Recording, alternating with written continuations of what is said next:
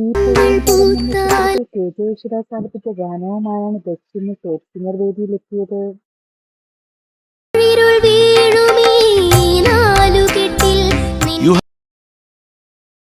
Very special talent. പാട്ട് തന്നെ involve ആണ്. പ്രണയനിലാവ് എന്ന ചിത്രത്തിൽ കെ എസ് ചിത്ര ആലപിച്ച ഗാനവുമായാണ് ദുർഗക്കുട്ടി ഇന്ന് ടോപ്പ് സിംഗർ വേദിയിലെത്തിയത്.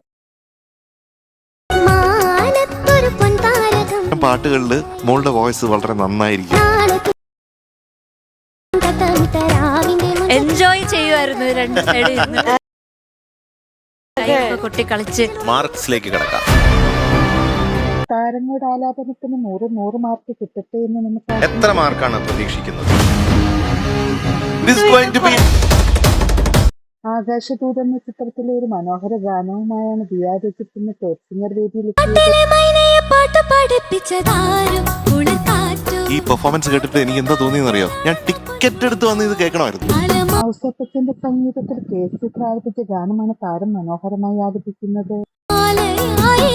പിന്നെ പോകെ പോകെ എന്തായിരിക്കും സ്ഥിതി?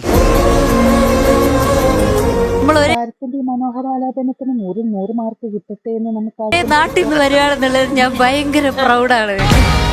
So here comes your magic van.